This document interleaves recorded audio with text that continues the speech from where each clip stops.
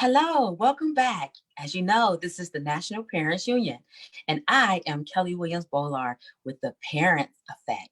And today I'm so excited. I have a young lady. Her name is Tanya David. And Tanya, are you there?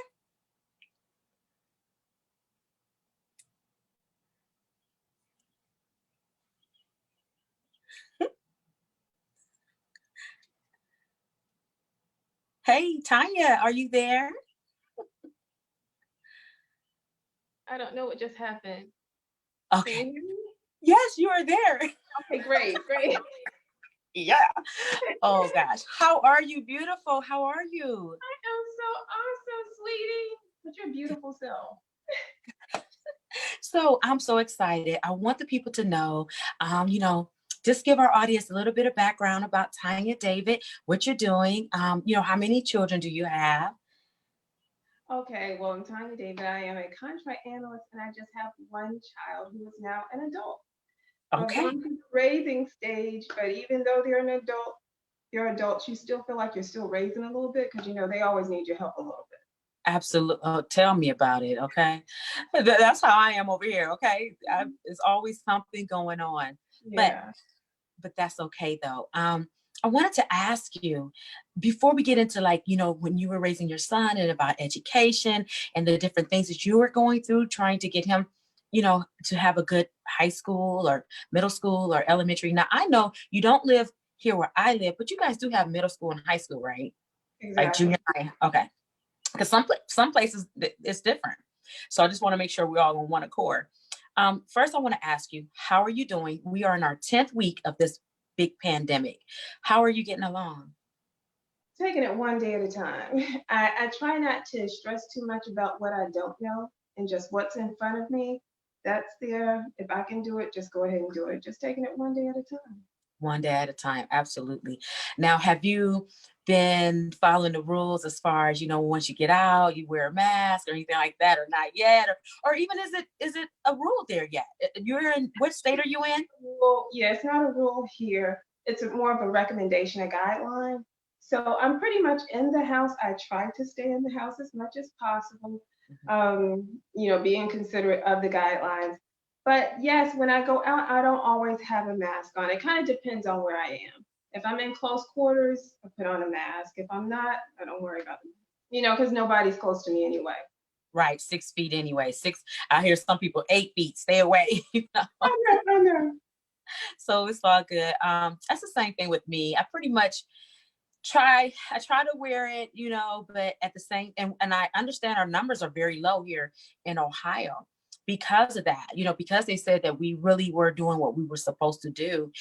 So at least in this northeastern part of Ohio, our numbers are rather low, which was really a good thing. Um, Mhm. but yeah, I would just run into the grocery store real quick, or if it's like a small store, it take all I got to put one on because I don't want to. I just, I'm like, oh, okay, let me hurry up. And I'll I just do. run to a little dollar store or something and get something and run back out. But I'm just so happy tonight. We are, what is it, Wednesday? We are midweek. How are you doing as far as the days? Because I have to actually look at my calendar to say, okay, what day is it? Exactly. It's like you lose track of days. I'm like, what day is it? Every week, I'm like, okay, where are we? Is this Tuesday? Is this Wednesday? I'm always looking at my phone, like, what day is it? Not like I've got anywhere to go, but Right. working from home. And I actually, most of my time, because I've put in more hours through the earlier part of the week so that I can actually get off earlier on Friday or not have to work Friday at all. So I'm working for most of the day, but still I'm like, okay, what day is it? So my days are kind of running together. I try to stay structured, like as far as like maybe I'll run Monday, Wednesday, and Friday, or I'll do some kind of workout, Monday, Wednesday, or Friday, or Thursday, or Tuesday, Thursday, Saturday. You know what I'm saying? Just to stay some kind of so I can kind of get a gather of what day it is. I used to really appreciate the weekends, and now it seems like every day is the weekend. Because you have that extra bit of freedom. Like, even though I'm still working from home, I don't have to get up and commute to work Right. or back. So I have that extra time in my day. But yes, I too, I try to have a workout regimen. So if it's not steps, it's funny, I have a piece of equipment right here that I use, and I actually don't use it every day, but I did get back on it. I actually pulled it out of storage, but so I'm starting to use it again. And then there's a track not too far away. So that's another way that I can get out. But the funny thing was, I was like, okay, I'm going to the track. Went to the track, and I guess because we're in this season of this pandemic, the school decided to dig the track up, so I couldn't use the track. I mean, I had, yeah, really. I went there and there was like mountains of asphalt everywhere. So I mean, just little things to break up the monotony, so you have something else to look forward to. But yeah, I'm Dude, trying to work in the working out. I don't care what it is, if it's just some push-ups, sit-ups, some running, some walking, something. to get out into the world and just see the world and just take everything in. You know, I had I was saying to my family earlier how much I just so appreciate. It's almost like I appreciate right now in my life more than any other time for, you know, and it's because of the pandemic. And it's really making me reflect. It's really making me look back and think about life and today and right now. My, you know, looking at my mother, the puppy we have, my kids, my friends, my family, you know, just taking it all in, just saying how grateful I am, how thankful I am that I am here right now at this moment, and not to take any, not that I've ever taken anything for granted. But let me tell you something, life just goes and you don't really realize, and these days just start slipping on by. So I've really been able to reflect lately. And I don't think I went into any kind of depression, but I did read some status on that nationally, even with our youth. Like, have you seen any kind of I don't want to say depression, but any kind of issues with your son that he said, dang, ma, you know, I'm not really feeling this. Have you seen any kind of, I don't want to say depression, but just any kind of that you had to tell him, hey, we're gonna get through this. It's okay. Okay, I will say I haven't seen this during this time. Throughout his life, yes, because we talk about everything, believe it or not. But getting back to the pandemic, I've heard more about it happening, seeing instances of depression in between the older people and the youth at the same time, just because I think it's so much of an adjustment, and where we have been socially so connected either through social media or going to work or going to school, being connected physically with people, we've kind of lost that physical touch. And people really need that physical touch, that sense of community with someone near them. And I just believe that adjustment from seeing people that are next to you, where you can just say, "Hey, girl, how you doing?" or "Hey, guy, how you doing?" or what, you know, whatever. You can reach out and touch somebody. Now everything is really dependent on social media, so it takes away that kind of human aspect. And I think it Mhm. has a lot to do with the rise in depression that we're hearing about. Hmm. Yes, absolutely. And I noticed, not that I noticed, I read that the numbers of not just depression but suicide amongst our teens is at a higher level now. It's at a higher number. And so it's like, oh my God, you know. So I say that to say that if I have parents watching and maybe this is their first time watching, you know, basically my show is I just talk to parents and we just connect and we talk about just daily life and daily situations. But if you have a child, you know, and they're going through a depression, or you may not even know that they're going through a depression, just always sit down and talk to them, ask them how was their day, even though they were with you all day long, you know, or whatever. They were in your home all day long. Just connect with them, have that moment of you and that child's time together, and reflect on what that day was like for that child. Emotions. It's safe to be emotional, especially right now, you know. You're, So, you're you're right. And what I would say, and again, I'm not a clinician, but just talk to your child every day about everything. Let them know that you're a safe place.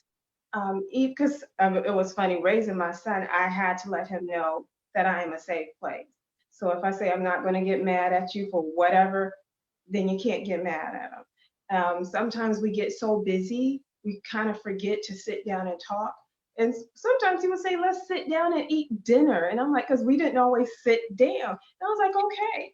And it is so funny, even recently, I actually sat down because, like I said, my child is an adult now. So I'm pretty much cooking dinner for myself. But I'm like, I'm in such of a rush. Can I just sit down and enjoy dinner? And he Mhm. happened to be here. So I'm like, what?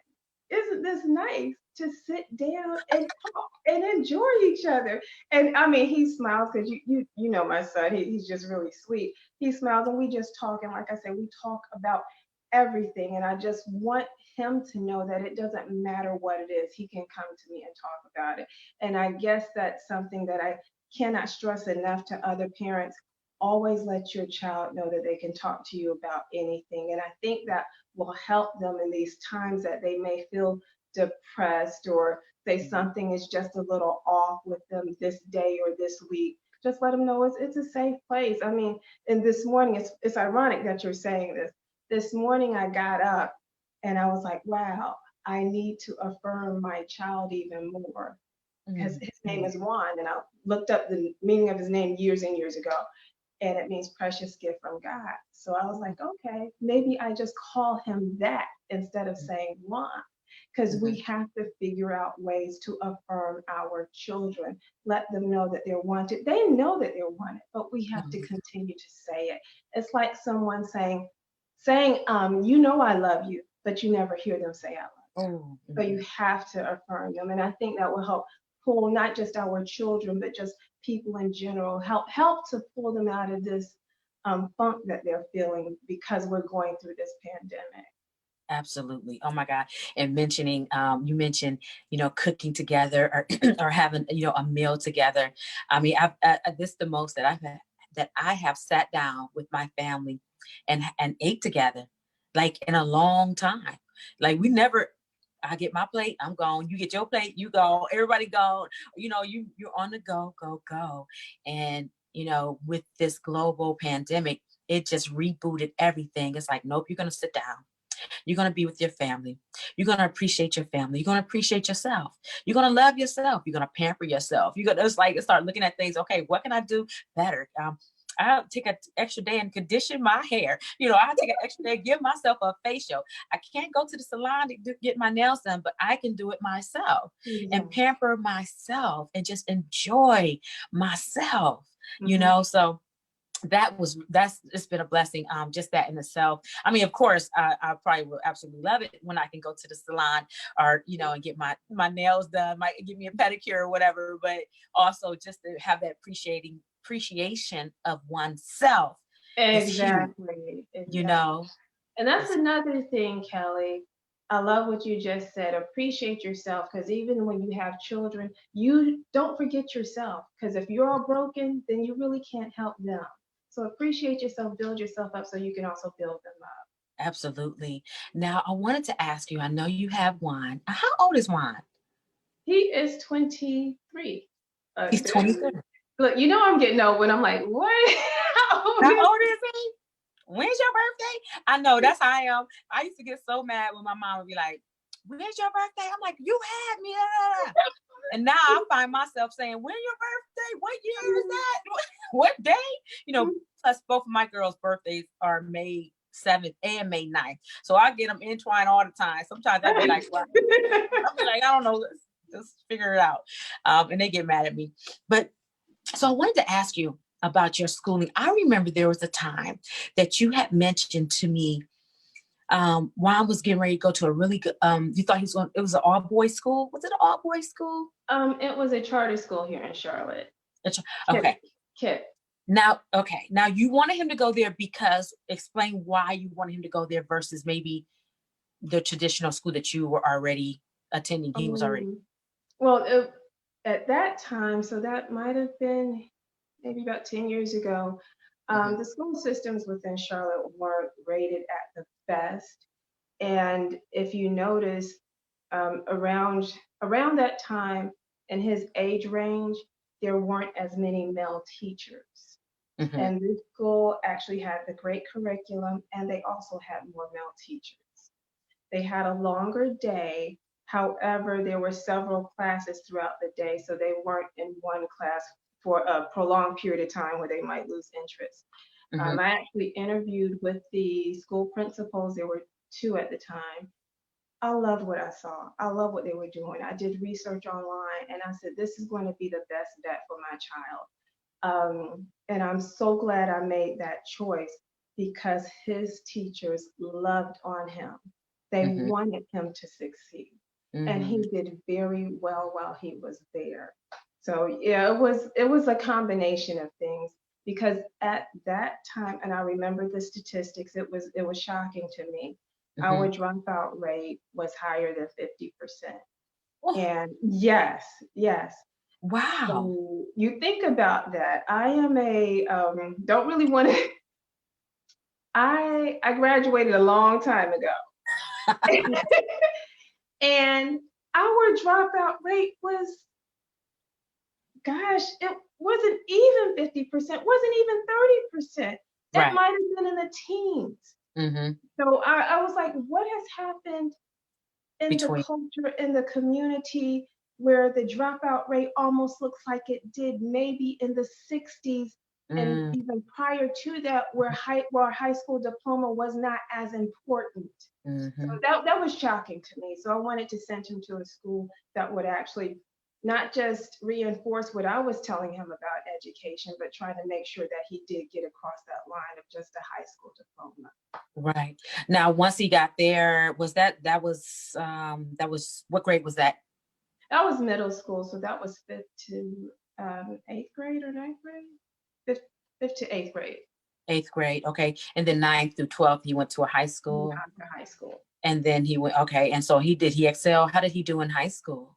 As In far high as, school, there was he did not do it as well in high school. However, he was no longer in the KIPP system anymore, and I believe that had a lot to do with it. Mhm, And I don't want to put his high school down. I won't even name them mhm, because I understand teachers have a very difficult time teaching for absolutely. all the different things that they have to deal with. So with him going to this high school, he did not have that attention that he had at KIPP Charlotte. So The teacher ratio probably was better. Probably classrooms were smaller. exactly. So he just did not do as well. And then I, as a parent, I did not want to hold his hand as much as I did when he was in the middle school, just because I was preparing him for college. And I said, if I hold his hand too much, what is he going to do when he gets to college? He's going to be looking for someone to hold his hand. So with me shifting and saying, and I told him, I said, I'm not going to hold your hand as much, but I'm here if you need Mhm. me. And him missing some of that attention, his grades did wane a little bit. However, he did graduate, thank God. Thank God. On Isn't a that the wing big and a prayer, he thing? graduated, but he did. Yeah. That is such a big deal. I'm just thank God that he did, and my daughters did too. And I mentioned at one point yesterday, I don't know, like I said, I just been so emotional lately. So here I am on social media, going down my timeline early in the morning. I'm still in the bed, and I can see these kids graduating, and they're riding down the street, and their teachers are out, with the sign saying congratulations. And this one young boy, he just was crying because it. I don't know the scenario. This is only a 60-second, moment on social media. Okay, but this young man is crying with such emotion that he got me crying. I'm crying. I'm built by 30 seconds into this video. I'm like, I'm like, he did. They cried with you. I don't even know this young man's struggles. I don't know his worries. I don't know what socioeconomic, I don't know anything about him, but I do know this boy was crying. And so, and he was just so excited. He was like, I did it. I did it. And I was like, you did it. You did it. There you go. You got it.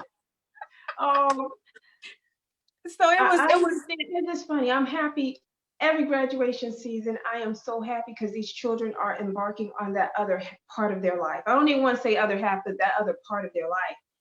And especially for this class, and we all know why. yeah, They were faced with something none of us have ever seen.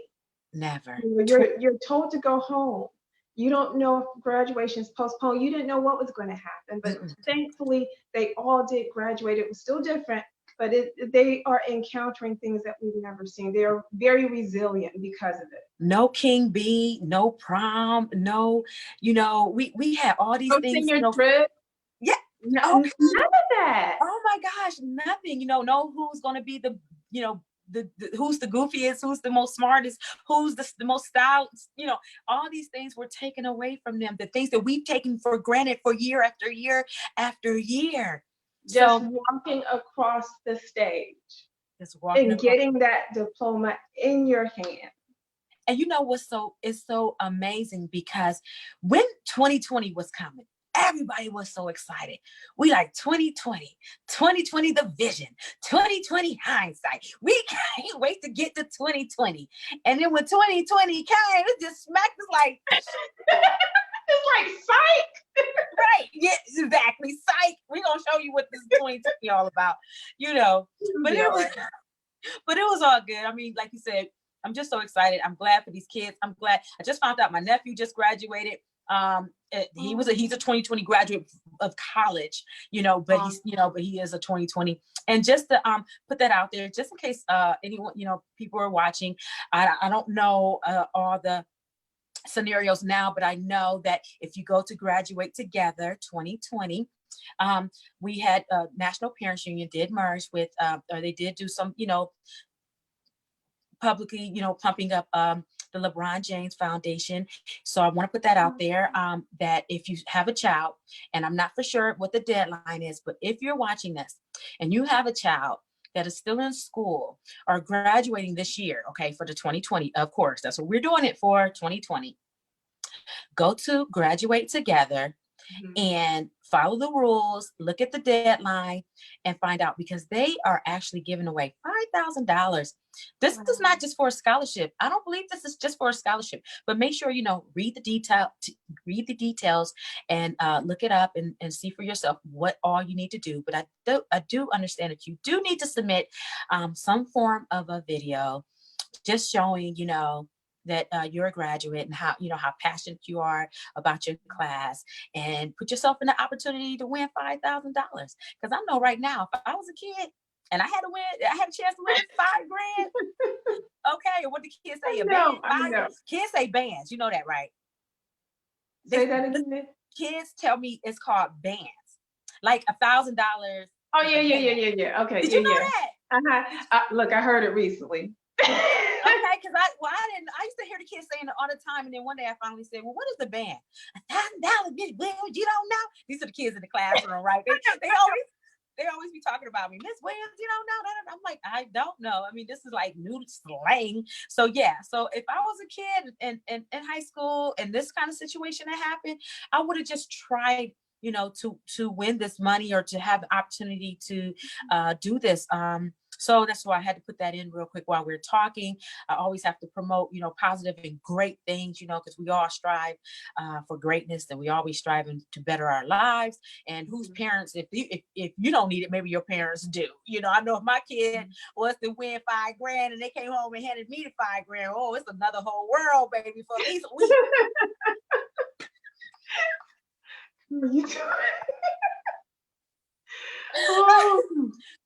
So yeah.